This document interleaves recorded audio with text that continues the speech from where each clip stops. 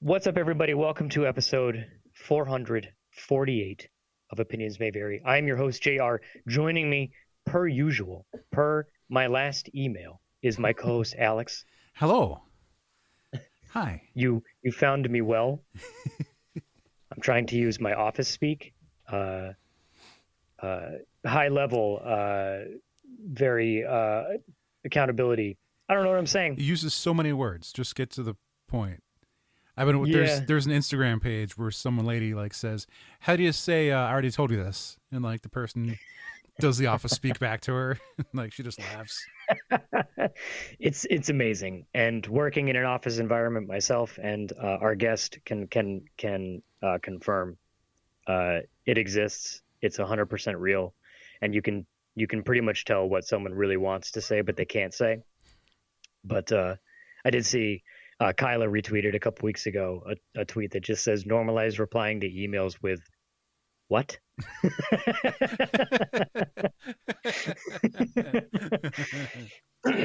Which I literally had to do that very same day. But we do have a guest who's waiting. I can see them on camera. This is one of the few episodes where actually no one can see us, but we typically don't. But he's making gestures at me. He's a very good friend of ours, very good friend of the show since the early days. It's our main man, Colin. Colin, thanks for Yosh, coming on. what's going on? Thank you so much for having me, not just this time, but the dozens of times that you've had me on. Some of which I was actually able to deliver some quality conversations, most of which was just a bunch of nonsensy bullshit. That's par for the course for us, baby. Yeah. But that's Oh, I'm gonna fit right in then. This is gonna be grand. This is gonna be grand. Have I I did. ever Go ahead, Al. told you that you are one of the, I'll say like 3 to 4 people who were responsible for Starwell getting made for that pilot season? Hmm. Because it was, I've mentioned it before, but I'll tell you directly. We were, we did, I think it was 2 episodes back to back about Spider-Man because we love Spider-Verse so much. And as much as I liked Spider-Verse, I was like really disheartened by it because it was a matter of, I'm never going to make anything this good. This is the pinnacle of good comic book like media. It will never get better than that. Why would I ever try? And I'll just consume and never create. And you had a number of inspirational things to say to me that like reassured me like, no, you should still do it. You should still make the thing. And don't let like the goodness and greatness of other things stop you, because you still have potential and you could still tell the story that you want to tell. And I was like, you know what? You're right. You know what? Yeah. Yeah. So thanks for that.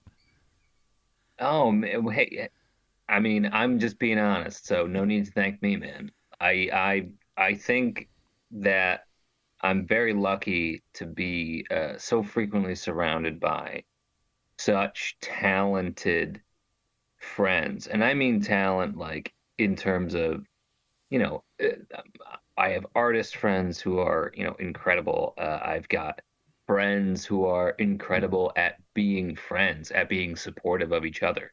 You guys are great examples of both of those things. And what you've done with Starwell, like I love those episodes, and I'm so glad that that's a thing that continues. And not only that, but like what I love, and this is something that I think it kind of moves over into other areas. Like, so I love asking you about Starwell or like about your process or just like little world detail things, the same way I like to ask like Brett about Clockwork Metropolis or Joe about his campaigns and things like that. Because it really like fires me up to hear like those creative juices flowing. And you have a particular way, your passion is very uh it's really, I can catch that shit. And I love it. And you I love Starwell, so I'm happy to I'm glad that I was even a small part of it in some way. Thank you. That means a lot. I use a lot of words sometimes when I think I should just say thank you. I think I think you're so great. And I remember those back-to-back Spider-Man episodes. Those were some of my favorite. Mm-hmm. That was because that was like to cover too. I was actually looking back at your old episodes and I saw those and I was writing up in the thing about how, because we did that to cover the fact that I was going to Texas.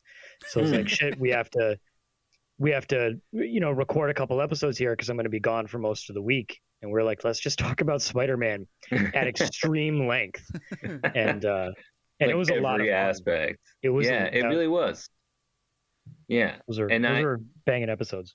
I think, so much of the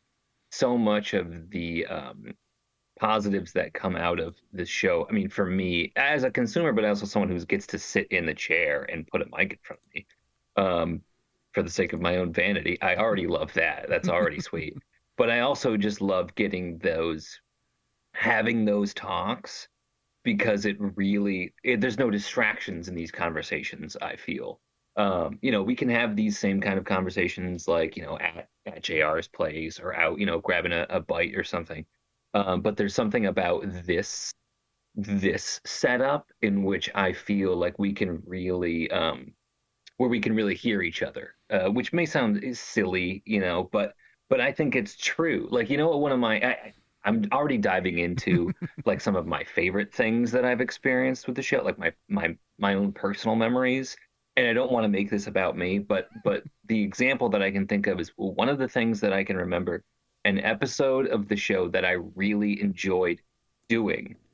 So much so I recently re-listened to it after, you guys made the announcement about how you guys are heading towards, a big finish, was the episode we did that we recorded after we went and watched Star Trek, the third one, Star Trek Beyond. And then I called in to the show. Do you guys recall this? Oh, yeah. Yeah.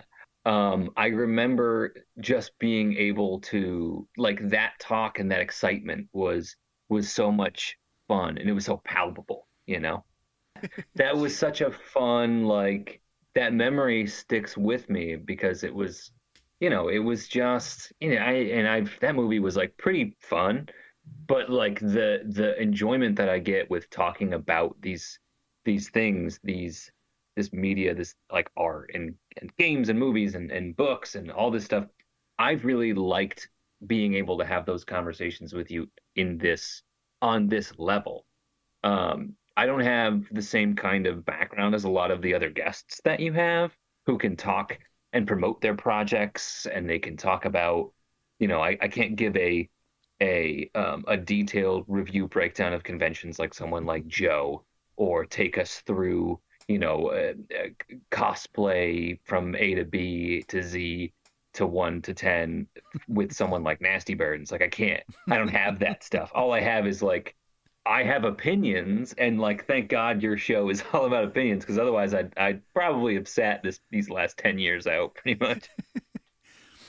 Well, Colin is one of the few people to come on and actually state opinions that may vary. Yeah. You're in that regard. I mean, we've had other friends on where we just want to talk with them about what we think is cool and what we're into. And that's where you come in. And because it's like the audience replacement. Sometimes you're saying what an audience member is thinking. Someone who'd be listening to the show and like, they want to get in an argument with us, and you're saying what's on their mind. Only you're cooler than them. So. Oh, wow. That can't possibly be true. I'm the audience surrogate that gets a voice temporarily. You guys are very sweet. It's just fun. Like, it all harkens back to I said harkens twice. I don't even know if I've used it in the correct context, but an errant statement uttered while working at a job that Colin and I both we worked at the same place. We worked at the same bookstore. Yep. Colin had just come on part-time for the holiday season. And I was doing something. I can't remember what it was, but Colin was on register. I can picture it. I've probably told this story before. I think I've even written about it in the blog. But this is how it's how Colin and I met. It's how the group met Colin. Because then I was like, oh, everyone else needs to meet you. And it's all downhill from there. But I don't remember how it came up. But at some point, I don't know who I was talking with, but Smash Brothers came up, and Colin's radar went off. Oh yeah. And he goes, "You play Smash Brothers?" And that was like the first time we ever talked. And I was like, I dabble, thinking I was king shit. And one thing led to another. Colin wound up coming over for the first time. We played Smash Brothers. I was humbled, and it's gone on ever since. I remember Colin came to our the first convention he attended with us was Boston Comic-Con in 2011, I believe. Yeah, I think that was when I first met Alex too. That was when you first met everyone. Yeah, that was except the whole for Joe. thing. Joe was like the next year or something like that. Yes, that's correct. But you were cosplaying casual Peter Parker, meaning you're just in a hoodie and jeans. That was where you made the legendary Blade joke that still lives on to this day. Oh yeah, with a former guest of OMV with Raymond Ramos. Oh yeah! Wow, you guys have gotten around. We have. Alex has found some amazing people to talk with. Yeah, he really has. For 10 years now. It's really wild. I'm flummoxed and flabbergasted. I'm not surprised because, I mean, I know the diligence that Alex puts through in like making these strides to bring these guests on and putting his best foot forward. I feel like I could wax poetic about the stuff that you guys do, and almost to the point where, in keeping with the business aesthetic of this episode, this office language, I was hoping to spend some of this episode, or at least a little bit of it, if you guys wouldn't be too opposed to it, in having a sort of pseudo exit interview for you guys. I would love. I know you guys are always, you bring on people, you ask a lot of really intelligent questions. You really make people feel comfortable about their passions. And I would love to take the time to kind of interview you guys in a similar way, or just pick your brain about the history of the show, your thoughts, because I know with our close group of friends and your fan base that listens to the show for a decade now, they would love to hear more about you guys in this process. If you guys are super down for that, I think it could be fun. That sounds fun. I'm curious. Yeah. Okay, I'm great. Down. I just send the questions to my agent. We'll get those screening. We'll get those screened. Yep. You'll get the ExecuSpeak answers back. Real high level stuff. Just great. And then we'll add in some better questions too. So I would like that. Yeah. If you guys can improve my work. What's your audience reach? Wow. I'm clearly outclassed. This is the kind of thing that I can learn from you guys. Yeah. When you start. Funny thing. Or no, you had it. When I ask someone to come on that I don't know personally and we haven't met before, and they come back with that question of like, oh, what's your audience size? I just never respond. Just ignore that question. It's the best.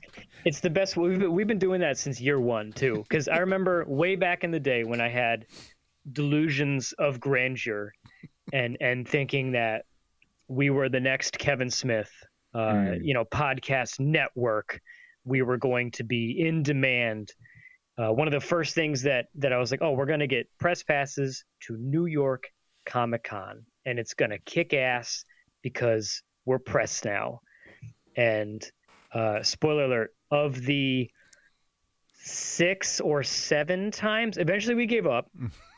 New York has never, ever accepted us for press. We've gotten into other shows. similar shows of somewhat similar magnitude. Nothing as big as New York, but like PAX was always very good to us. Yep. Kineticon was very good to us, and then a lot of more local shows, smaller stuff, who took pity on us. But New York was never, ever. And I remember the first time we filled out the application, it asks you. It was very in depth. You needed to have like a business phone number, a scan of your card, and all this stuff. And they were like, "What's your audience size?" And I was like, "We'll just make it up." Well, we didn't make it up. We took like the cumulative number of downloads we had at the time, and we're like, "Yeah, this is how many people listen." It was like half answering the question. Sure, yeah. Just be like, "Oh, I misunderstood the way that you phrased that." Yep. Yeah. But they either saw through us or they looked us up on Social Blade and saw that, no one was going to our site or downloading. But New York never liked us. They never gave us that chance, Yeah, but honestly, man, of all those conventions, like New York was my least favorite, man. Boston Comic Con was where it was at. I loved AB. Like Anime Boston was always sweet and they hooked us up. You guys have let me go on your behalf and report on the show. And like PAX is like that. Those memories live on, man. Yeah. New York is just like busy and loud and stuff. Would have been cool, sure, but like I feel like you guys have won out at the end, honestly. Yeah, ultimately it was for the best because New York is a show that I'd prefer to enjoy instead of being like I'm jazzed about when I can safely go back to shows about going to a PAX again. Yeah. And just going to go and like not worry about coverage and stuff like that. Yeah.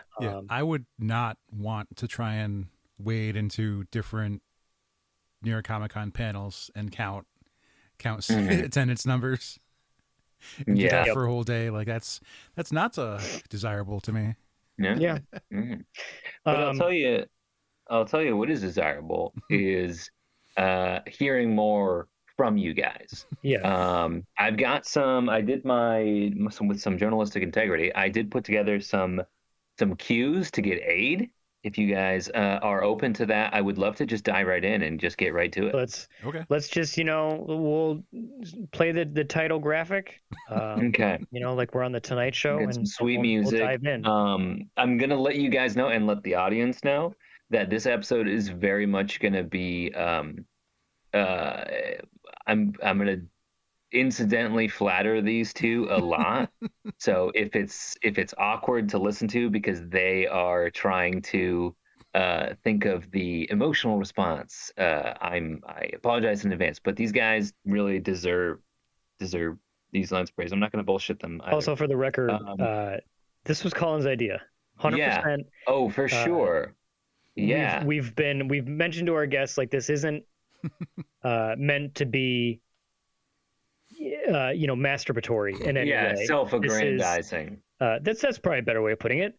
And we've been bringing people on to thank them for essentially carrying us through the last decade and letting us rely and lean on them for content. Yeah. But I hit you guys with the reverse Uno card. And Colin was like, I'm not going to do that.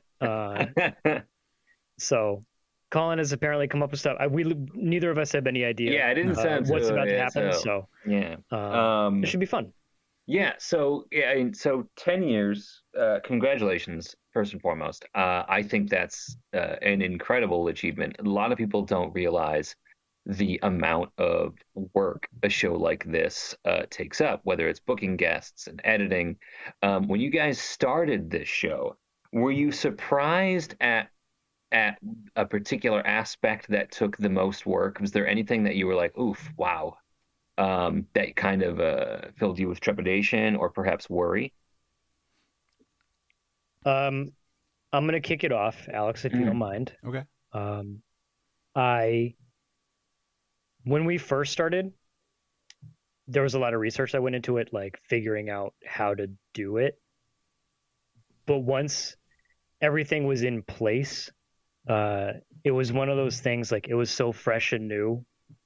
I couldn't wait to do it. And when we first started out, we were recording on Sundays. It was every Sunday. Justin and Alex would come over and we talk about random stuff. And I would upload it immediately. It would before they were even gone. It was uploaded. It was on the thing. I was like, hey guys, check it out. It's live. You can listen to it right now. and it was great. And looking back, like, at how we do it now, and how, like, we typically will record whenever we can, whenever the time is there, and we always post on Saturdays now, and now Friday night has turned into a, oh fuck, because I not pigeonholed, but like, I started writing in the blog post. It used to just be the quick summary. This is what we talked about. Here's like, it started out like really happy-go-lucky, and then I just turned it into bullet points. Like, this is what we talked about this week. And then I started like, I'm going to be like Jerry from Penny Arcade, and I'm going to write just well thought out, just brilliant. I'm an author type blog post to accompany the episodes. And then that turned into, when we had like really high caliber guests, in our eyes, was the most stressful and intimidating, because like, I want to do these people justice. If they come back and they listen to the episode and they happen to see the blog post, I want them to be like, oh, okay, cool. You know, like, that was a nice thing that they said. Or I feel like they properly promoted what we were trying to promote or whatever. And it turned into the biggest stressor. And it greatly impacted my enjoyment doing this. Because it turned it from chilling with my bros having fun to a job that I'm not getting paid for. But like, ultimately, whenever I was done, you'd get like the post. I was gonna say something gross. Like it was just like a wash of like relief, and it was just like, hell yeah, that was a good one. Psyched. I hope people listen to this. Cool. And then the cycle just starts all back over again. And Alex will message me, be like, hey, what do you think about this person? And I'm like, ah. Because like, I just immediately start getting stressed thinking about what's going to happen. Like, especially if I don't know this person, meeting this person, preparing for this person, hoping we don't make fools of ourselves. And ultimately, it always, like, I can count on like half of one hand how many bad episode experiences we had. They were just before we get there, I don't want to. I'm cutting you off. I got way off topic. I love reading the blog posts and the episode write-ups that you do, because I never know what he's going to say. And when the episode goes live, like, that's the first thing I look at. I will stop what I'm doing in the moment to go read that. I was there. I know what we talked about. I still want to read it. And also, I'm really glad that I don't have to do it. But Alex has done a few, for the record. To answer your question, my turn. Somewhere around like week 8 or episode 8, maybe, it started becoming struggling to find topics when we'd still do like random news topics. Here's what happened over the week. We're going to talk about Ninja Turtles or Walking Dead again.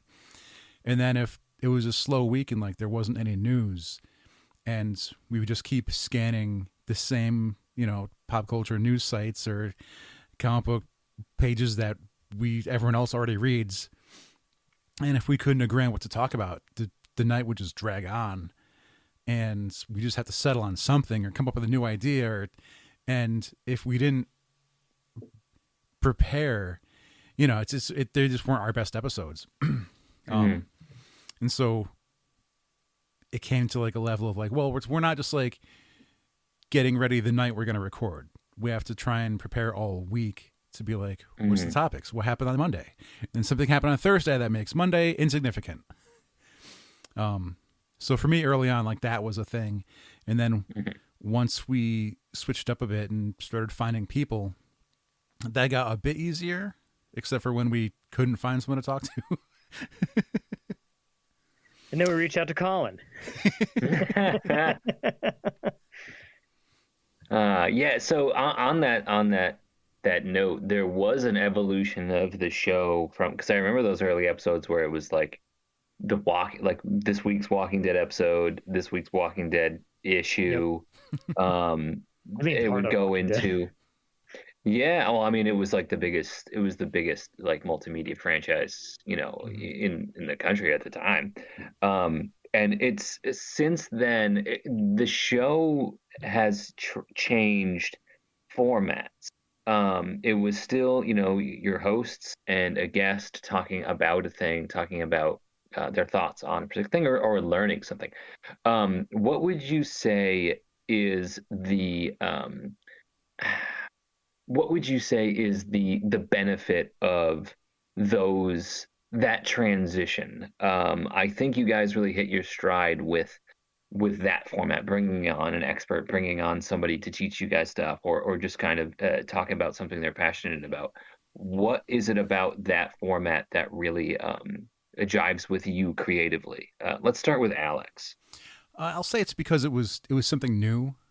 Um, there was a very good chance that any of our listeners haven't encountered whoever it is we're talking to this week. Um, and even if they have like seen their work or follow their Instagram, they might not have heard a conversation with them, or they might not have heard them, answer the questions that we have. And Mm, so that was a chance to do something new and try and introduce people to new things, new people, what the people do, and versus like, well, I know even our friends who follow Bleeding Cool, they read this article 3 days ago, and now we're talking about it, and we can put on like two new spins maybe, but mm, otherwise it's not news. By the time we get to it, it's not news anymore. And we realize there's a lot of other people and other podcasts doing that anyway. And so making the switch and like deciding, we needed some fresh blood, and it's was just so much fun learning for me and for us, and I feel that was a thing we could introduce, and that would make us different from what else was out there. For me, it's somewhat similar. Early on, when we were doing the topics, it was, we're gonna be the news. People are gonna come to us for our spicy takes on what's going on in the comic and entertainment world. Very, again, very jaded, very, very, at least I'm speaking for myself, delusions of grandeur. The only hitch in that is that I'm boring, and I don't have, despite the moniker of our or the name of our show, I'm not a very controversial person. I don't have controversial opinions. I don't. If you come to me and you say, "Hey, what's a really good comic book?" I'm going to tell you Saga, which 99% of people are probably going to be like, "Yes, I agree. That is a great book." I'm not going to be like, "Yo, Brigade, you got to get on this." Okay, don't hate the art's one thing, but the story, I'm not. That's mm, just so we didn't have. There was no reason for people to listen to us besides they were our friends, you know. mm, And I think transitioning to talking to people, and we've mentioned it uh, in a self-deprecating way. We lean on other people who are good at making things and who are creative because we're boring. Um, we it is really fun to have our friends come on and talk about the random, the new Star Wars or something like that. Talk about Spider-Man, mm, but it's also a lot of fun. One, to meet new people, have an excuse to talk with people who I wouldn't have the opportunity to talk with on a normal mm. basis, and also to uh, get to talk to them about that thing that they make. It's just other people were more interesting than what we had to say. It's just it made Mm, for what I believe to be much more interesting content than just a couple dudes giving their opinions on mhm. who's writing Avengers this week. Yeah. Yeah, I think, I was just explaining to someone of what this show is. They had asked me like, okay, what do they talk about? And, the way I would have described it, obviously, years ago is, comics, games, movies, but the show has evolved into something completely different. And so that would not be an accurate way to describe you guys. You guys obviously have a lean towards that kind of nerd culture pseudo space in which you have some passions when it comes to comics and superheroes and science fiction and all this stuff. But there's so many leanings towards like the craft, and industry professionals and things like that, and musicians. So the amount of art on display in your work is staggering, because you guys have hit so many different avenues and areas of things that people wouldn't have an opinion on without you guys delivering what these things are, and to teach them and show them, and give people a chance to explain their passions, and I think There's that's great. there's Go been ahead. times where I wonder if that's detrimental to the brand, or however you want to put it. Because like when someone asks, well, what do you do? What do you talk about? And like the net is so wide, and I don't Mm-hmm. know how to narrow it down for them. Mm-hmm.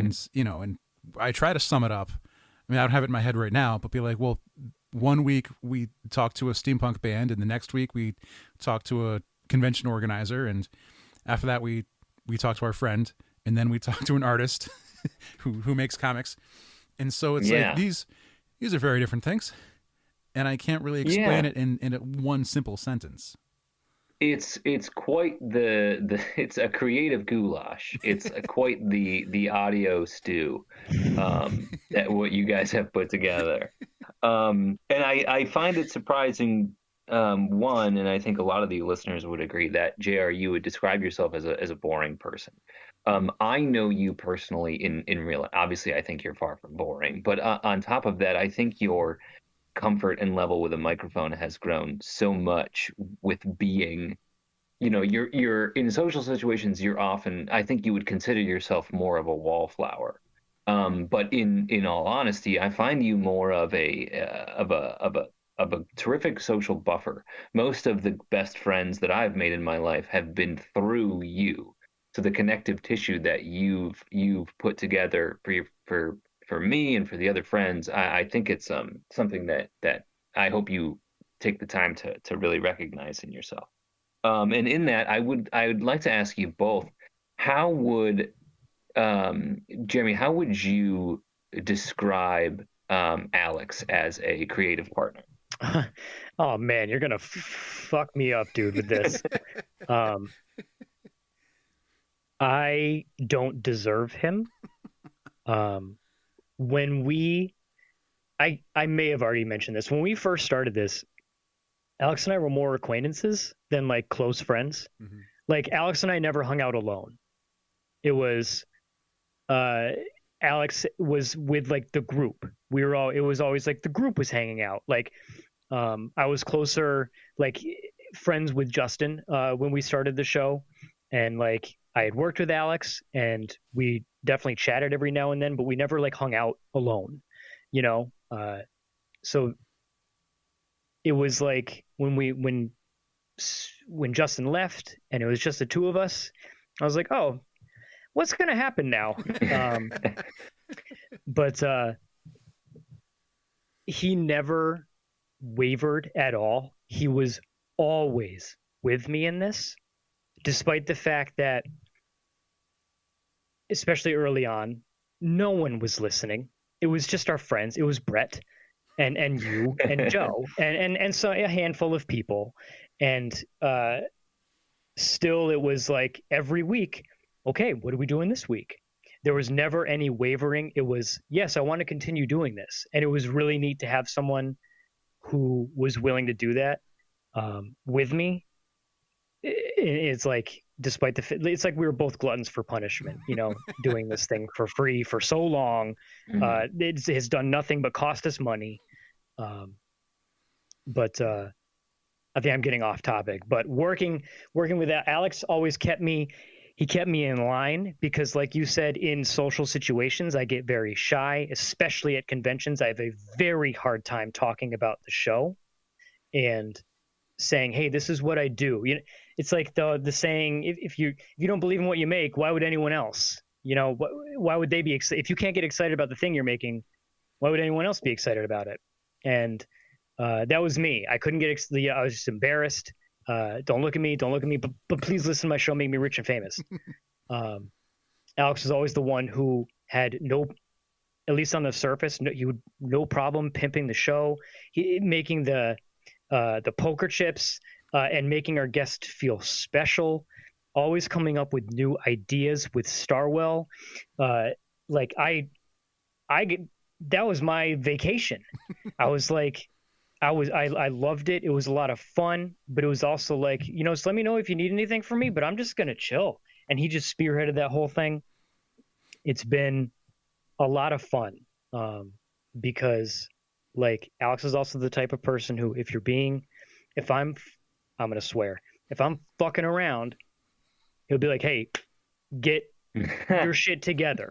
Like there was a huge, and I believe we talked about this recently, where I was just off the cuff throwing F-bombs everywhere, having a good time. And Alex had the parent chat with me like, hey, that's okay, that's fine, but if you want people to listen to this, you're making it difficult with that kind of language. And I was like, you're right, man. It was a big eye opener, but like it wasn't personal. It was just, I don't know. I think I'm getting way off topic with bullshit, but it's been like I said, I don't deserve him because he's shouldered so much of this with the guests.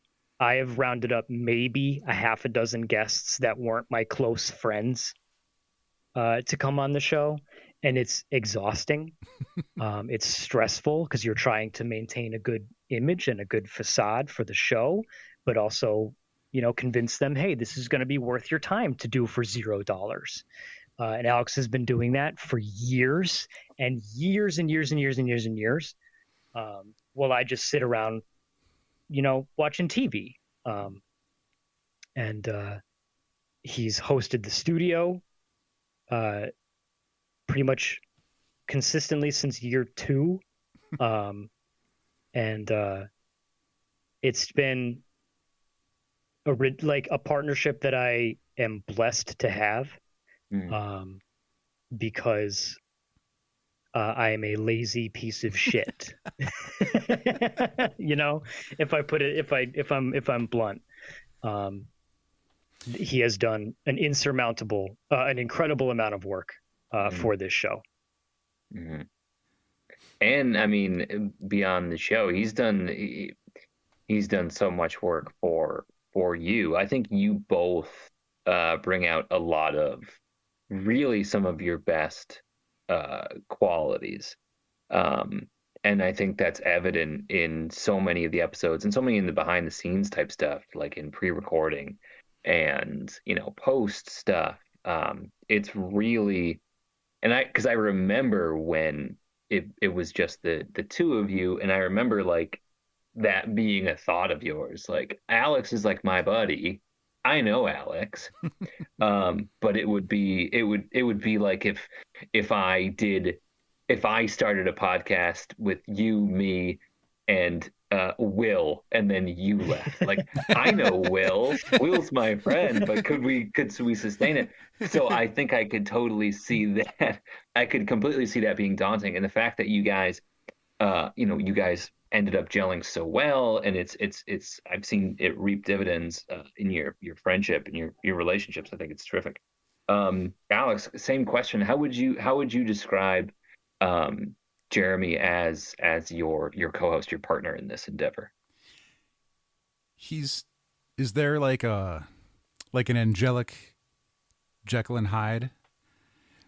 Because the way he'll describe meeting someone at a convention where like we approach someone's table, maybe want to try and get them to the show or just want to chat with them about the comic book, and I'll be talking up the show like Jared said, and I'll turn and be like, and this is my co-host, and he's gone.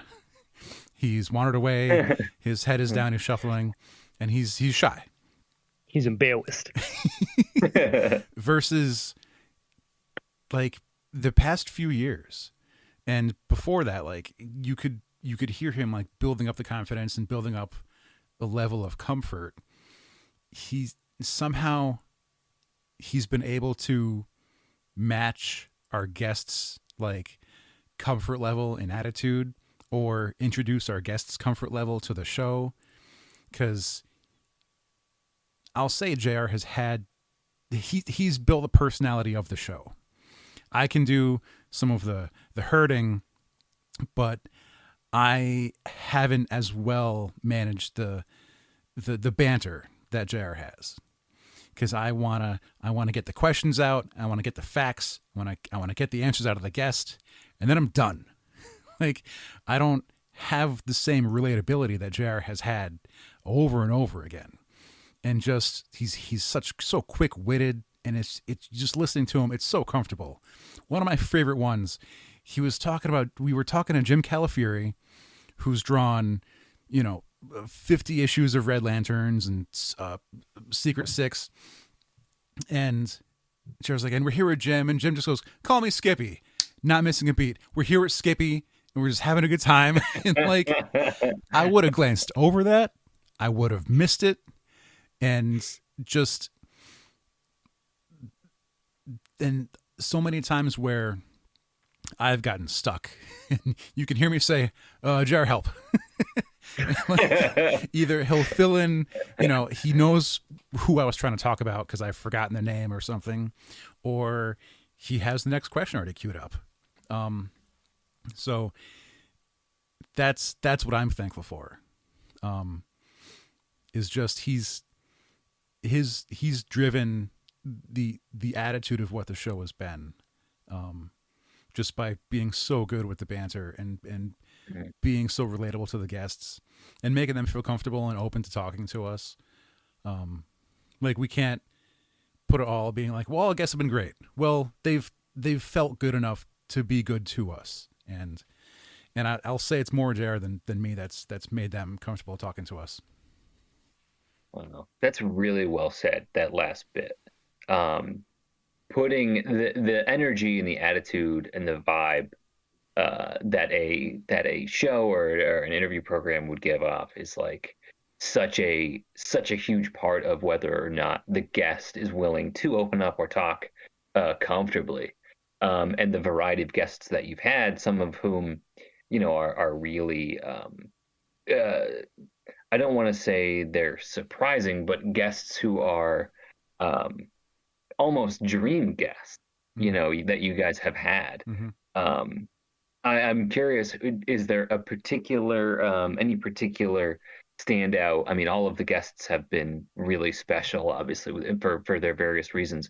But can you guys already have on the top of your head, like, who this guest was, someone that was meaningful to you in a particular way? And you don't have to get into the why, but I am curious if there is a guest that has been that for you. I'm gonna, just because Alex just talked. For me, it's most likely pretty obvious, the fact that we did, especially toward the end, get to chat with Rob Guillory, who from the very beginning of this show, it was like hand in hand with the Walking Dead talk. We also need to talk about Chew, and JR is gonna bring up Chew, and I'm gonna talk about how much I enjoyed it, and I'm never gonna shut up about it. And John Layman's gonna win Best Writer of the Year, and Rob Guillory is gonna win Best Artist, and that's just how it's gonna be. And getting to chat with him before we ended the run was a huge, like a big dub, if you want to call it that, a big W. That was not necessarily validating, but like, it's capturing the unicorn. Just talking to someone who I really admire, someone whose work very much shaped how I enjoy comics, because that was literally from the first year I started reading, was when Chew was coming out. So getting to chat with Rob Guillory, like, if I'm going off the top of my head, was probably one of the most significant, like, standout guests. But there's been so many. Yeah. There's been so many people. Like, I don't want this to demean or make anyone listening in be like, what about me? Because everyone we've talked with has been so has been so good in their own way. Of course. Yeah. But I think that one was pretty significant. There's And Alex? been so many that it's tough to remember all of them.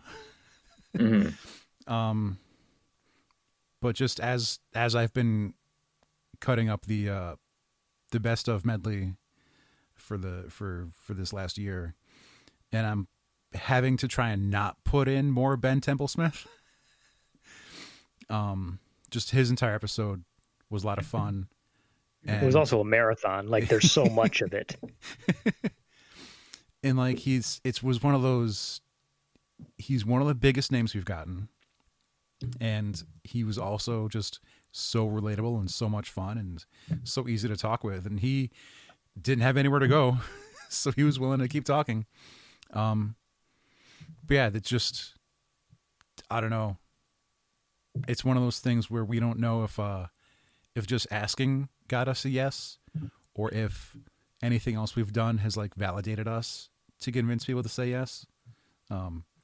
We know of one instance where like a couple guys checked in with each other and go, "Are they good?" And he's like, "Yeah, they're good. You could talk to them." That felt nice. Yep. That's really terrific. I think that, that says a lot. I'm surprised neither of you guys said that it was Keith Silverstein, because that dude's Hisoka and Hunter x Hunter is dope. See, if there's an episode that I could go back in time and redo, not because it was a bad episode, I had a blast recording that one, but because I know so much more now. Because we talked with him on the basis of he's my favorite character in Overwatch, and Overwatch was the game that I poured that all of us had poured hundreds of hours into.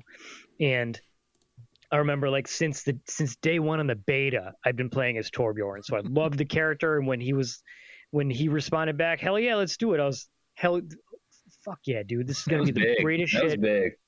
And the only other thing that I'd seen him in was One Punch Man, which he was in like 2 episodes. He was the Deep Sea King. So that's all I had to talk to him about, despite the fact that he's in one of like the greatest animes of all time and one of the coolest characters in that show. Like I remember when I told you, I was like, oh, he's in Hunter x Hunter too. And, by then I was calling it like HXH. I didn't know what it was called. I didn't know how to say it. And you're like, oh, who was he? And I was like, he's Hisoka. And I was like, sent a picture of him. And Colin was like, are you fucking kidding me? And Very now cool. since then, I've watched all of Hunter x Hunter, or at least what was available. And if I could go back and do that one again, I really wish I could. Yeah. Just because I know so much more now.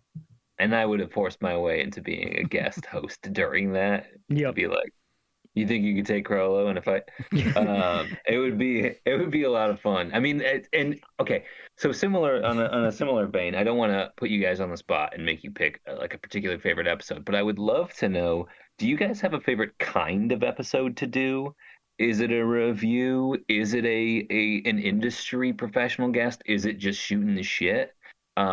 Rather than a particular person, just is there something that a kind of discussion in particular that you guys feel like I like this talk? Let's go with Alex. Yeah, I think I really dug when we talked to another podcast with I Read Comic Books. That was so fun because it was relatable. Because like we sort of do the same thing. We occasionally talk to comics. They talk comics all the time. And so like there was a lot of similarities and there was a lot of relatability and like we could toss out terms and things we've experienced and done and how we've gotten places. And we all kind of jive because we've been there, or we know what to look forward to, or we know what's coming. And so that was a lot of fun just because we're almost talking to mirror images of ourselves, you know? Yeah, I guess that would be my answer to keep that one short. sure. JR? It's a tough call because as much as I would dread going into interviews, especially with people that we'd never met before, I would always always, every single time when we would be done recording, it would be, that was awesome. That was so good, dude. Like I would say it to Alex like every time, like that was great. And it leans into the, dreading the cycle of hating, putting everything together and the effort and all that stuff. Um, Interviews were a lot of fun. I am very partial.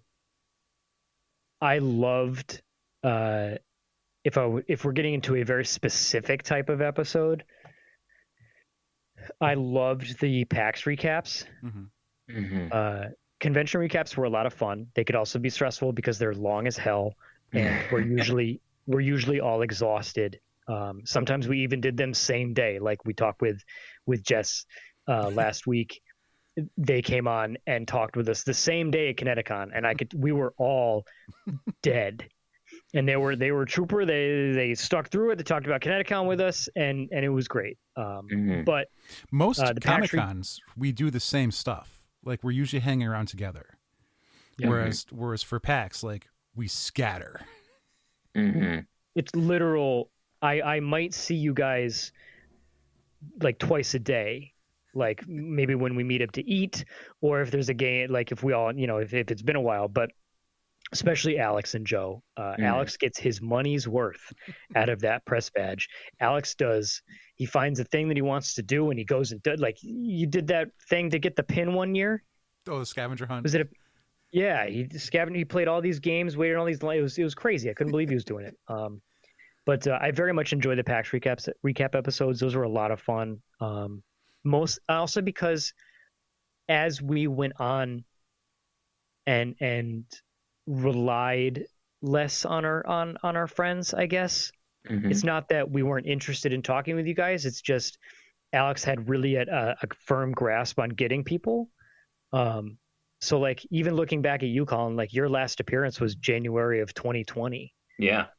It's been a while. It's been, especially when you look back at when you first started coming on, you were on like every 6 episodes, and it also, we were doing it weekly then. But where's it going with this? Oh, yeah,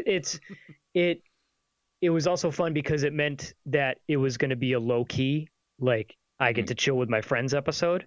Yeah. So it was a lot lower stress than having to really present myself, professionalism. It's just, Colin's coming on, Joe's coming on, Colin and Joe.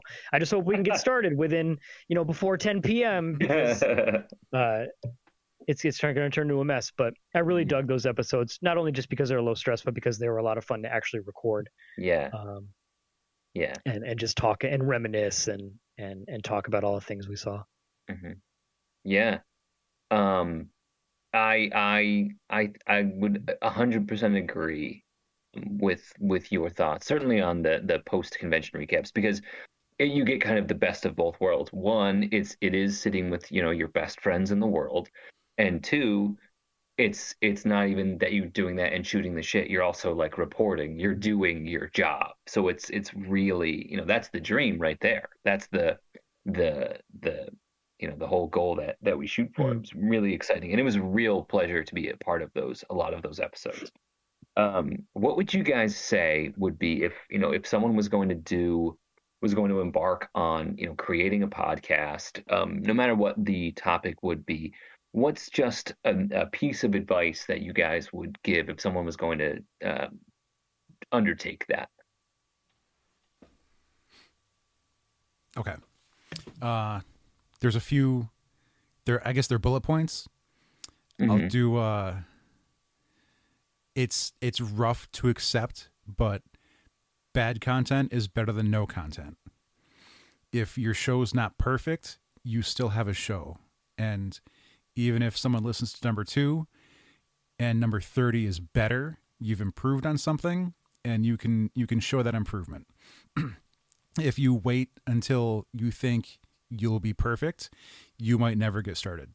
So you need to get started. That's the biggest step. And I guess consistency. If you try to put it off 1 week, you're going to put it off 2 weeks, you're going to put it off a month, and then a year goes by and you don't have anything to show for it. A lot of the people we talk to who have done stuff, it's because they decided now is the time I have to start doing it.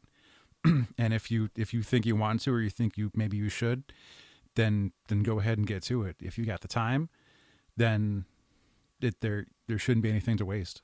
But like I said, it's tough to accept, to be like, this isn't perfect. I know, but go ahead and publish. Go ahead and put it up. It's something, and it's better than nothing. Your name existing is better than not having a name at all. Well said. Is it Adventure Time with the sucking at something's the first step to being not bad at something or something like that? But we say it all the time.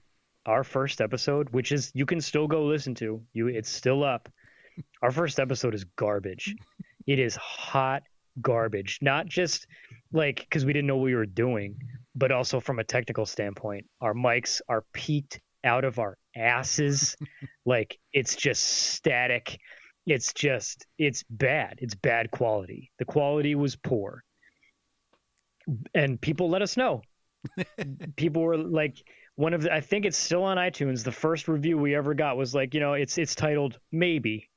and it goes on to say, like, the discussion's there, but your quality is terrible. And okay, well, let's work on this. And we got better and better, and eventually we put together some sort of product that doesn't sound terrible. The last 2 years have been a little touch and go with distanced recording and remote and all that stuff, and using, talking with I Read Comic Books, they had a really cool method that I wanted to look into, but again, I'm lazy.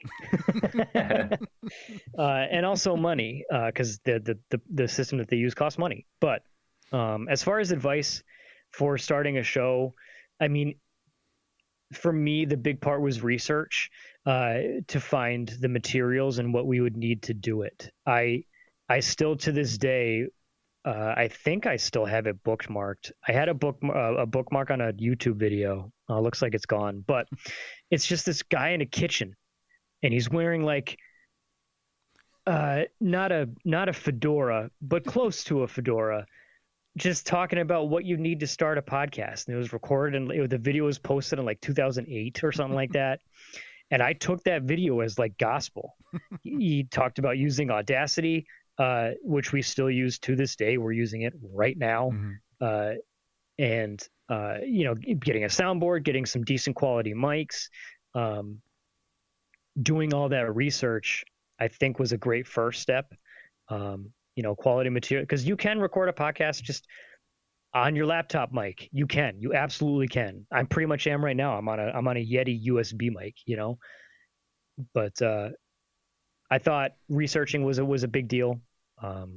Getting quality materials, getting decent quality materials, not necessarily top. You don't need to go out and buy compressors and all that crazy stuff. You certainly can, because you'll sound great. But similar to what Alex says, just make it, just do it, just do the thing, Jamie Noguchi style.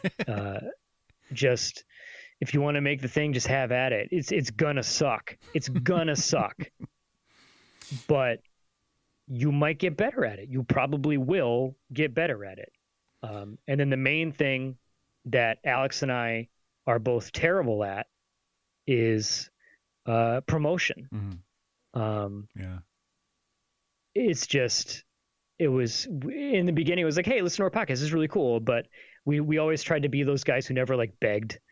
We never paid for ad spots on Facebook or anything like that. Mostly it was just out of pride. Most likely to the detriment of the show. The advice of shameless self-promotion, but man, we got a lot of shame. So yeah, too much of it. Like it's something we weren't great at. Just pimping and promoting the show. I mean, Alex is better at it than I am with socials. If you see anything on Facebook or Instagram, especially Instagram is all Alex.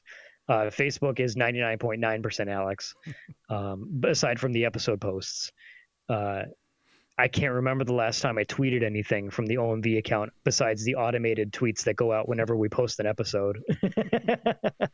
um, but yeah, learning to promote and just being unafraid to be all in on your thing. I think that was probably my greatest Mm-hmm. detriment. I was Or I was almost gonna say plan ahead, but it'll work, but it might not work. Like you could have all the plans you want, plan 8 months into the future, and then something's gonna happen. You got to throw out 4 months of planning Mm-hmm. and yep. like learn to adapt, junk what you thought you were gonna do, and adapt and do something different. Um, Mm-hmm. Sometimes you got to accept that. Yeah, all great advice. Lots of good points. So we've talked a little bit about kind of a little bit about everything. 10 years is a long time to do anything. I haven't had the same job for 10 years, let alone or like a hobby that I've been into in this same way that you guys have maintained. Like I'll fall in and out of stuff. It's incredibly impressive. I'm curious, and I'm sure your listeners are curious to know what has been the greatest gift that this creating this podcast and doing all of this has been for you both. Let's start with JR. Unsurprising because they say it all the time. The people we've met. Uh, I've said it time and time again. I've made both good friends from this show, like very good friends, and also the opportunity to chat with so many people that I wouldn't have that opportunity to chat with typically, like especially at length. It's one thing at a convention, 5 minutes in front of their table, Mm, uh, but the people that we've had the opportunity to talk with and the friends, it's so lame, but like the friends we made along the way, but it's so true. It's so go back and listen to the episode we just posted last week. I don't think I knew uh I didn't when we started this, I didn't know a single one of them. Um mm, Looking back at the Bob, KT, Ryan, Jess, and Kyle, yeah, I didn't know any of them. And now I consider them all my friend, which is really neat. There's more of those coming, by the way. Mm-hmm. Keep your eyes out. But mm-hmm. yes, the best part of this show for me has been the people that we've met. Alex? Only so that I don't repeat what JR said. Um, Having to find people to talk to means keeping my eyes open constantly and trying to take in new things and looking for it's I don't want to consider people content. I'm looking for what they do, what they've made, what they're making, what their inspiration is, what their passion is. And if I didn't have this reason to do that, I wouldn't have done it. I never would have found Christina Pepper and her composing piano numbers, and there's lots of things I never would have found if I wasn't actively looking for them. Because how Mm-hmm. often do you say, I'm going to find and possibly make purchases from 5 new artists next month? You got the whole month, one a week, a little more than that. I'm not going to do that. I'm going to wait for them to come to me. I'm going to wait to see them at a convention, and I'm not going to do the work to go out and look for them. But this is what made me do that. And hopefully finding people that are cool and who make cool stuff and can talk it and describe it, I'm getting other people to look at it too. But yeah, I guess just solely so I'm not repeating JR and saying like we've met cool people. It's all the stuff that I've found, like trying to find them. Mm-hmm. That's been a lot of fun. I think it's telling that both of your answers are could both be repeated by the people who have been guests on this show and the people who listen to the show, and the people who know you outside of the show. I've already talked briefly about how I've made so many close friends, the people that I would consider the most important people in my life through through Jeremy and through Alex, and I know so many things that I love, and I'm talking about comics and games and beyond that, just so many different um, touchstones of my life through listening to you guys and being in your orbit. And I think you, in addition to what this show has done for you, you've done that for so many other people, close friends or guests or otherwise.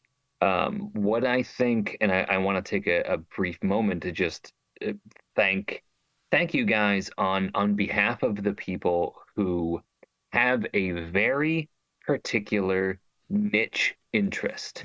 It may be something, and let's be honest, you guys cater to, outcasts and weirdos or nerds or and beautiful people who care deeply about stuff that up until a couple of years ago would be considered nonsense and still kind of nonsensical to a lot of people. But you give those people who are passionate about something a microphone and a chair and at least 4 ears to really listen to them talk about something that means so much to them and can introduce so many people or give them a chance to just say how they feel about a particular piece of art or media that has affected them in some way. That's something that you've given to me. I get to come on and talk about why something matters to me. And other people have gotten the chance to talk about the things that they're passionate about. And without folks like you and being willing to talk to people about these things, they may still, people might still just be kind of cooped up with those thoughts to themselves. You guys have really helped people open up about the things that they really like. And that's something that I think you guys, I hope both of you recognize, because it's fucking damn obvious to everyone who takes part in this show, who isn't considered a host. I think there's so many different things that I could ask you guys. Is there any is there anything about this show, whether behind the scenes or in its inception or in its creation, or just the things that you think about this show that you would want um, your friends and the people who listen to know? That is a tough one. That is a tough question. And you with the Is this tough what we've one. been doing to people? That's my last hard one. What do I want people to know? I feel a lot of people who hear me or see my posts saying, "Oh, I'm working on the show," but if they don't listen, they're not going to know like what it is I'm working on. And to pat myself on the back, the magnitude of the variety that we've gathered, I think a lot of people don't understand like all the different spaces that we're getting into and that we're trying to give voice to. Because if you're not into comics, well, we don't just talk to comic people. We'll talk to video game people. If you're not into Pokemon, that's okay. We have 400 episodes that are not Pokemon, but 50 that are. Right. And I don't know how to explain like the variety that's here without sounding like a lunatic. But yeah, it's probably that. Like, hopefully, we've made something for everyone, even if it's just one episode or two. Everyone has something they could like that we've done or that we've discovered and that we want to share. Yeah, that's it for me. I think for me, this is a tough one to answer, but I feel like it was all legit. It, at least at the time, there are some episodes looking back, things that have happened since then with whoever, we wouldn't be interested in talking with them again. Mm-hmm. But at the time, our excitement was legitimate. We were never, because one of our big things was Kickstarters. We very much liked pimping Kickstarters because it was a good way to get people to come on and talk about their thing. Mm. And also, a lot of the times we ended up backing it. You know, like no one can see my camera, but like I can see these two things right there. Those are both from former guests that I ended up buying because I liked their stuff so much. Looking at like my bookshelf, I can see at least a half a dozen. Like the excitement was always legitimate. We were never the Kickstarter stuff. We were never ever ever paid or compensated. I guess I don't think we were, Alex. No. Like I don't. We had people reach out. We had friends reach out to us to be like, "Hey, I'm doing another Kickstarter. Could I come on and talk?" But it was never like, "Can I give you $500 for an appearance on your?" It was never any of like. Most of the time, I ended up like with Michael Bracco and the Monuments. He had reached out to us to be like, "Hey, I'm starting a Kickstarter." And we're like, "Okay, cool." And then I ended up throwing money at him and buying it. You know, it's there was one guest who, after we finished recording, he goes, "Give me your address. I want to send you some shit." And we're like, "Yeah, are you serious?" Yep. And he's like, "Yeah. This is how I plan stuff. He has things he can send out as swag, and sometimes it's like, here's a future project I want to get an opinion on." And I'm like, he sent us everything. He didn't tell us until after we were done. Yeah, but I still have that stuff too. Even that was like a shock. We got something. The excitement for our guests was always legitimate. It was never the result of someone just paying their way to come on the show or something like that. It was always, is it something we're interested in? Do we think maybe other people would benefit from hearing about this? Let's chat with them. I think I'd want people to know that, like, you know, it wasn't just Raid Shadow Legends. It wasn't brought to you by audible.com. It was, these are things that we're into, that we think are cool, at least at the time. Again, people do crazy things, but anyways, we're not going to talk about those. But it was legitimate. Yeah. One of my last questions is, let's say you guys had, free reign to pick a guest and they're gonna be on. Who would be that person for you, that holy grail? We might know who each other's is. It's possible. I had a list at one point. It's actually in my notebook up there. I never made my list. I definitely did. I believe the top of my list was Kevin Smith. I remember that being the case. Yeah, I didn't want to give it away. I thought that was the case. Yeah, and because ultimately he was the reason we even started, like, the genesis of the show. Watching comic book men, seeing them around a poker table with microphones. We could do that. What's stopping us from doing that? We could be just as interesting as Walt Flanagan and Brian Johnson and the crew. But I've always been a big Kevin Smith fan. Was raised on the movies and all that stuff, just like most of our generation was. And obviously he had the podcast network with Smodcast and all that stuff. So that would be neat. There was one time he liked a tweet that I sent him once. That was pretty cool. And I was like, oh, we're one step closer to getting Kevin Smith on. But I believe he was at the top of my list. Yeah. What about you, Alex? I thought you were going to say Ryan Otley. I was kind of convinced. He was up there too. Yeah. Like the list is cool. It's like Kevin Smith, Ryan Otley, Mikey Newman, Rob Guillory, John Layman. Like, I kind of lumped them. Like, I can't remember if there was anyone else, because it was like 5 people. Well, we got one out of your top 5. Right? Yeah, I made the list like 7 years ago. Ryan Otley, friend of the show in a lot of ways. Let's be real. Right. Yeah. I mean, Colin appeared in an issue of Invincible. Yeah. I mean, I have a signed cover. There you go. By a contributing. He's not even artist. joking. Colin and Ryan signed the cover.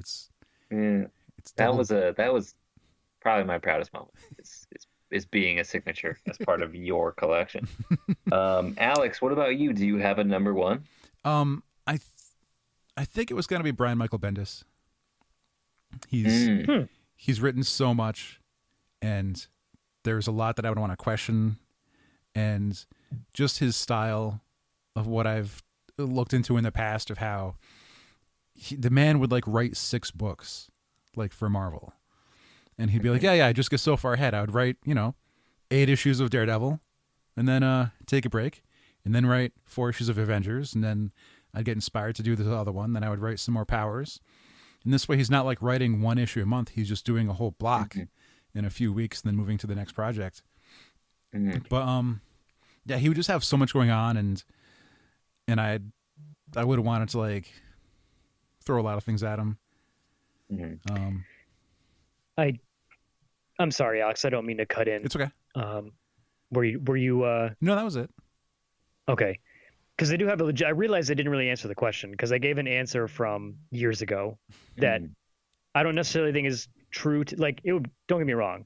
It'd be pretty cool to talk to Kevin Smith. Yeah. But I think current JR or like over the course of the show JR, I think my top answer, it was probably pretty evident from who we talked with, would be Mike and Jerry from Penny Arcade. Yeah. Because I've been big fans of them for a long time.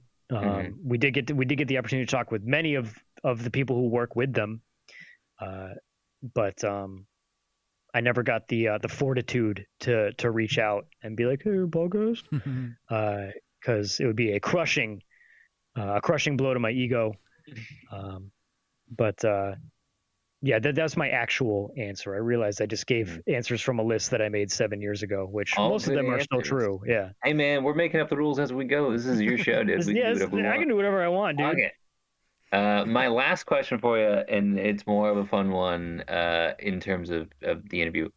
If you could have a guest, if any comic book character you could have on to interview, who would it be? You should see, you guys missed JR's reaction, but his face was just like, oh my God. I'm sure someone's going to come to his head.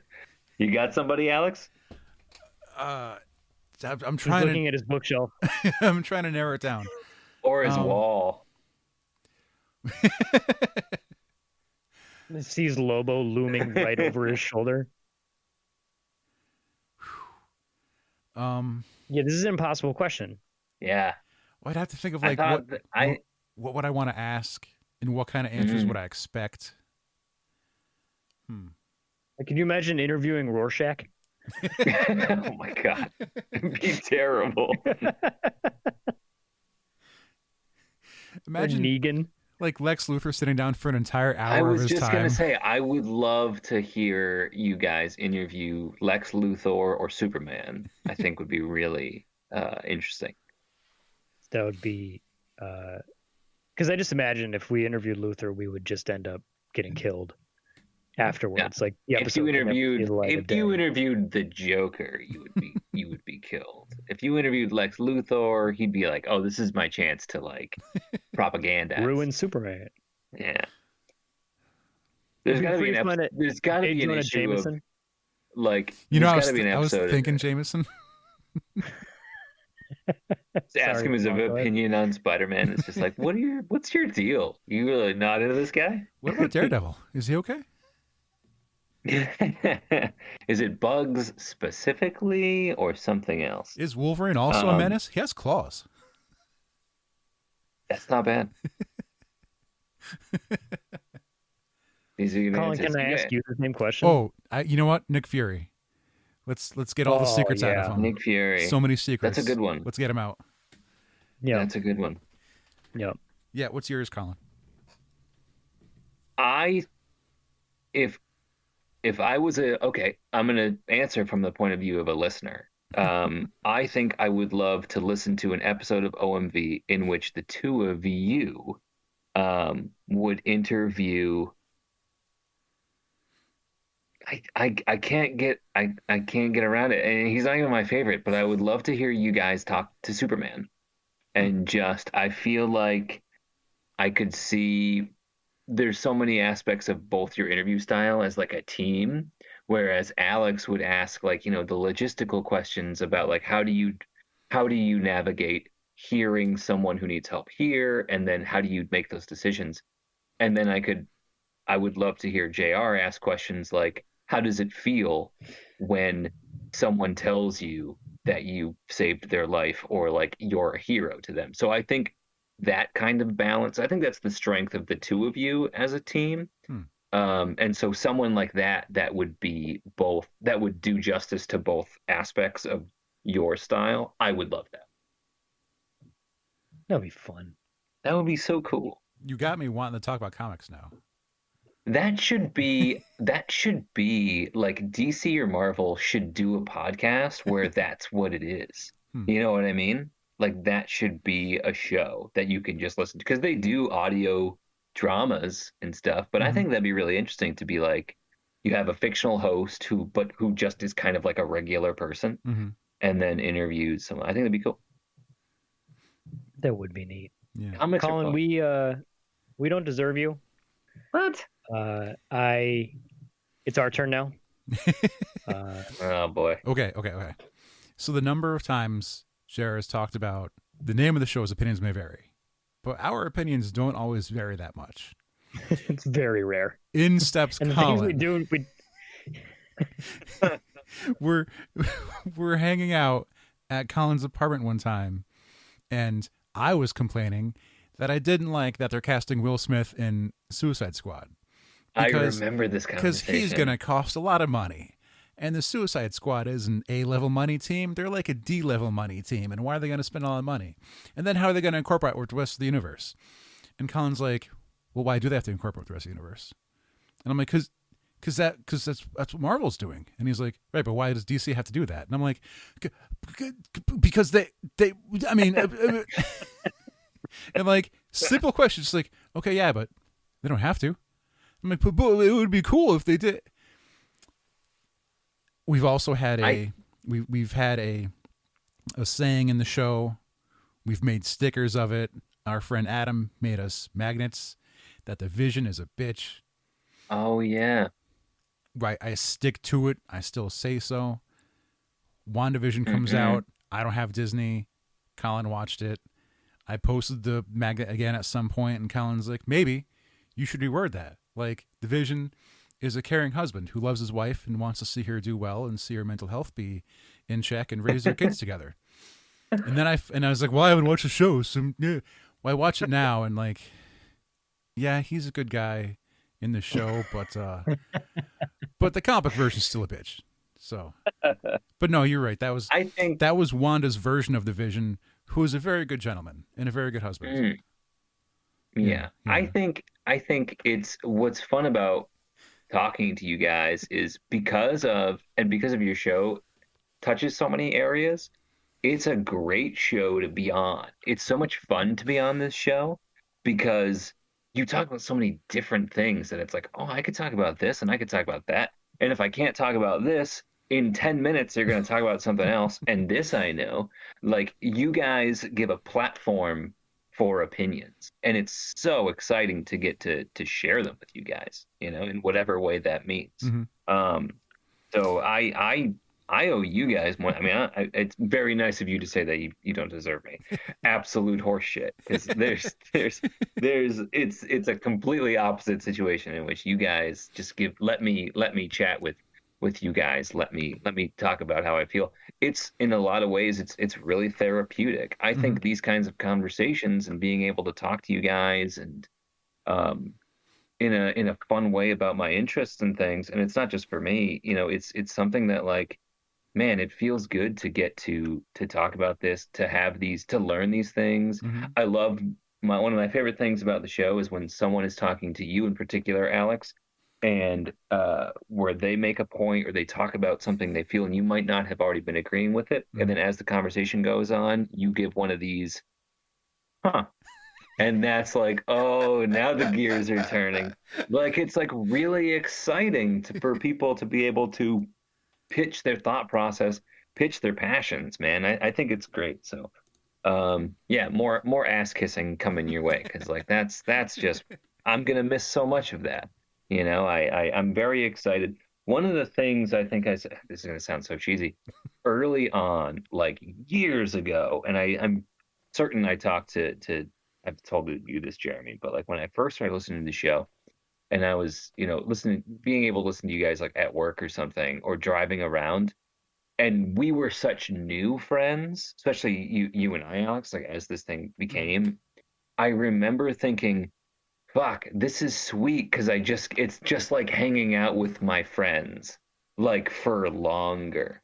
Like being able to listen to you guys talk about stuff, and then like the surprises, like, oh, Zach Sharbs is on this episode and I had no idea. Like, it's really cool to like be able to just spend time with you guys in this way, and I'm really looking forward to having that. And not only that, but you guys now have like a whole archive of like memories that people can listen to and experience again. Because I'm sure, because I have this, because I've listened to episodes again, and I've listened to episodes that I was on, because I'm gonna be like, God, do I sound like an absolute d-bag? And I'll listen to it, and I'll feel the same emotions that I felt when I was recording it. Like as Jeremy starts to say something, I'll then in my head prepare a response mentally listening to it, and then the me on the show will say it, and it's like, wow, I get to just do it all again. And I'm certain I'm not the only one that happens to. So it's really fucking. I mean, you guys just you guys really hooked up a lot of people by doing this.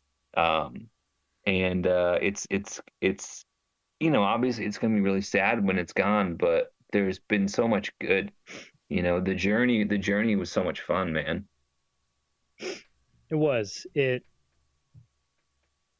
again, I always go back to the people we met. Arguably, this show turned Alex and I into very good friends. It turned us into like acquaintance slash friends to like that next level. Like Alex is a role model of mine. Alex is unapologetically Alex. And I admire that so much. This is stuff that I've been saving for the last episode, but here we are.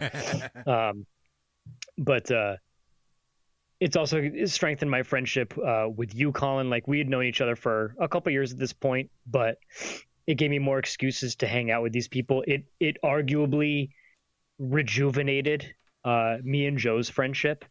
Joe and I had been friends for years, and then we drifted apart for a couple years. Didn't really speak much, and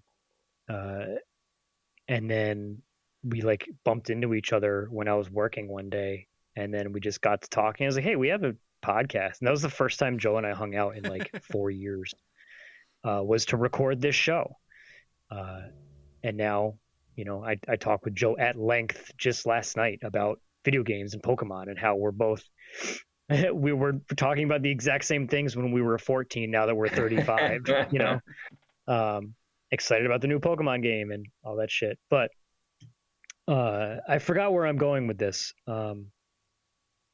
The friendships that have been forged and just strengthened doing this has made it all worth it. All the stress and freaking out about blog posts and coming up with unique interview questions that are just better than what's your favorite character to draw. It's we try to make it unique, and we tried to be different.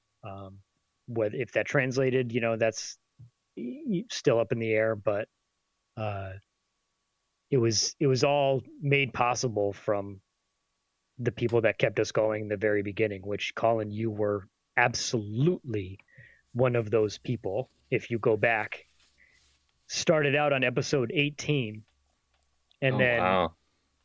Right, we talked about MC Chris. I made Colin's Adventure out of it. Colin's, I still think about Colin's Adventure. Yep, still got that. And then you were on 23, 27, 29, 33, 34. You were on constantly. We leaned on you. And this is at a time when we were insufferable, when it was, hey, come on the show. That means you're giving us your whole night. It means you're giving us dinner. You're giving us bedtime. You're not getting home until like 1 a.m. And Colin was like, hell yeah, let's do it. What are we talking about? You know, it's we don't deserve you. I had added Alex, up. go ahead. I had added up the numbers when we knew we'd be getting towards the end, and it's like some were kind of surprising. Like John and Will have the same number of episodes. They've both been on 20 times.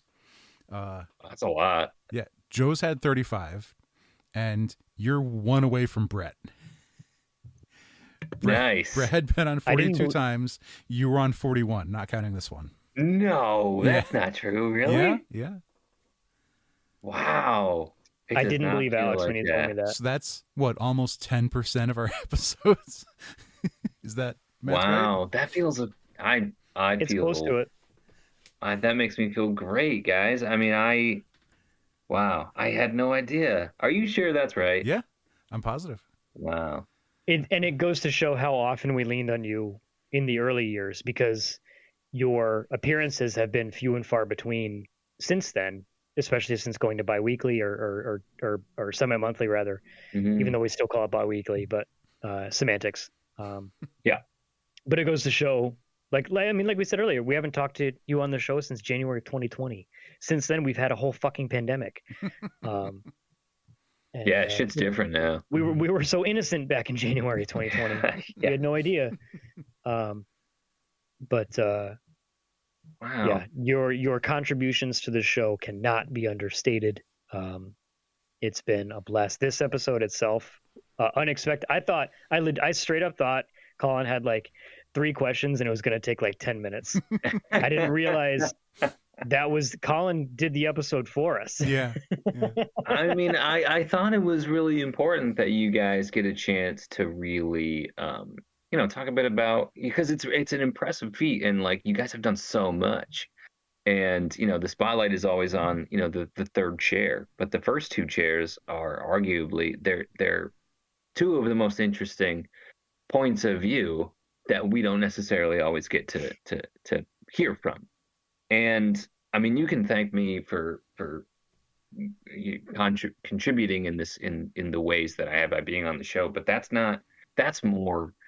I only get to do that, and have only been able to have longevity or be able to do back-to-back episodes if it wasn't for you guys. Not just because you guys created the show, it gives me this platform, but like I wouldn't do the show. I wouldn't be a part of this if it wasn't so much fun to play with you guys. It's so, God, it's so many of my favorite things have been sitting around a table, and I've been inspired to try to put together my own programs, podcasts. There's so much work. It's so daunting. I'm so dwarfed by the amount of work that you guys have put in, and I want everyone who listens to know this is a lot of work. Like it's not just a lot of work and then it's done. It's a lot of work sustained for a long time, and it's so fucking sweet, man. And it just gave me more of an excuse to sit in a room with Brett and Joe too, which is also some of my favorite shit. Like it's just I love you both. I love the show. I love what you guys have done for me, for everyone else who's been able to be like, this is what I like, and here's why. Because it can be hard to do that. It can be hard to talk about the things that matter to us, and not feel vulnerable in that. Even if we're talking about something like, we talk about movies and stuff, but sometimes we talk about these things that, art is so subjective, and the things that move us can be unpredictable and can affect us in ways that we don't necessarily understand or have the ability to express or feel comfortable, not just talking to people about, but to talk about to people and then know it's going to be heard by other people. And you guys are I don't know, you guys are just you've done such good. I don't think you really know it. Maybe in time you guys will this will really be something that you can comprehend. But you guys have done such good, not because like look at all the content you guys did, because yeah, it's a lot of hours and it's a lot of funny compilations and shit, and like it's fucking just entertaining car rides and road trips and breaks that I've got to spend time with you guys and listen to you. But you guys have done such good for so many people just by like giving them a chance to speak, whereas they wouldn't without you guys. And wow, I could get I'm getting emotional. Every time we try to turn it into, okay, time to thank Colin, Colin's like, no, it's nah. not about me. You guys are very sweet, and I've had a blast coming on, and the episodes have been really fun. But the episodes would be nothing without you guys. And thank you for thank you for doing this. Like, thank you for putting in the work. Whether or not, like, your goals when you started may have been one thing, but I think your contributions and like what you guys have given to people is way more far-reaching than what the way you started. And I'm not sure how I can word that accurately and express it in a way that does it justice, but I think you guys did good. So thank you. Thanks, man. You know, Hey man, you're welcome, dude. that means a lot. I joke, but that's because I struggle with emotions, and it's a defense mechanism. But it does mean a lot. You've been a very good friend to us for so long now. We are blessed to know you and to be able to do this show with you for so long, for so many times. You know, I think I said it in the bread episode. If you hit a randomizer, there's pretty much a 10% chance you're gonna pull a Colin episode, and they're all bangers. But Colin, do you remember the first the first major topic that we talked about on your first episode? It was about a controversy. Oh boy. Oh God. It was after seeing MC Chris. Because then like the next stop was the big thing where Reddit exploded because he kicked the guy out of the show for saying that Richie Branson sucked. Yeah. Oh. Yeah. I do remember that. Yeah. I remember that. We talked about going to see MC Chris and Power Glove. Yeah. And Richie Branson. And Richie B. And then I remember talking about the review for Amazing Spider-Man. I think might have been one of my next ones. I think the Andrew Garfield one, the first one. And then I think that's how our Spider-Man stuff kind of got started. It just became like when the new Spider-Man thing came out, we would talk about it. According to my terrible write-up, with the enormous font for episode 18, we recap the Richie Branson Power Glove MC Chris show. This is pre-controversy. The controversy happened a couple days later.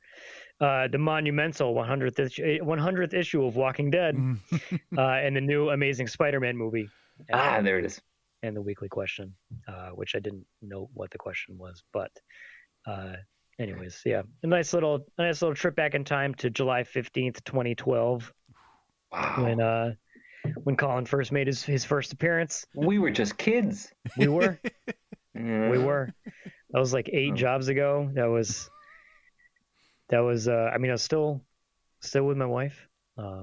Yeah. Wasn't married at the time, but wow. Alex got a house since then. Alex got a fiance since then. And a dog. Got a dog since then. My hair is longer. Colin got hotter. It's like unfair. You're real sweet. You're just saying that. That's very nice. We've come a long way. It's been a fucking dynamite 10 years, man. It's been good. Here's to 10 more, but you know, a little less stress free. Yeah. Because we won't have to record it anymore. But I am looking forward to more Starwell, so you can't take too long of a break, Alex. I already contacted Colin and asked him names for his next character. Oh, hell yeah! Don't tell me. Don't say anything about it because I like surprises. Like going into Starwell, I had never heard them. Alex played them for me like the day before we posted them.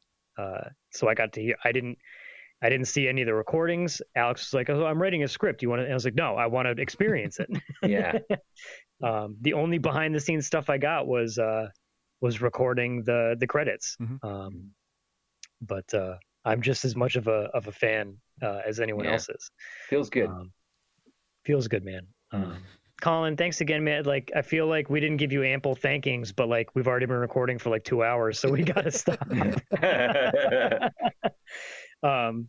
There's a strong possibility we might hit our cap on Libsyn this month. Yeah.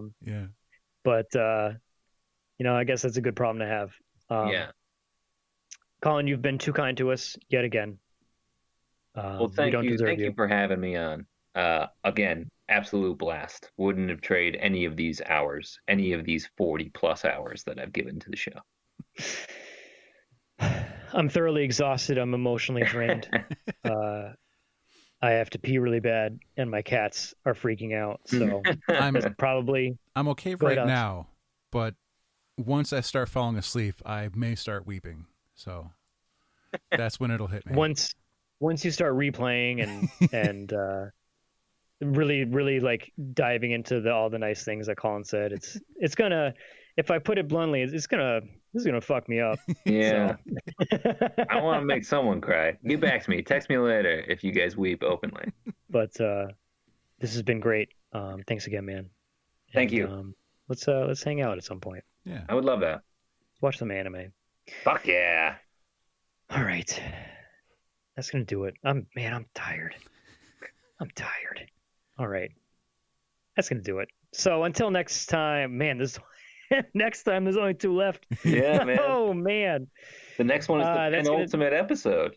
I get to say that word. Yeah, man. And I know what it means. So penultimate. This one's the 3rd ultimate. That's right. This one's the pencil ultimate. There it is. That's an Alex joke. You took it from me.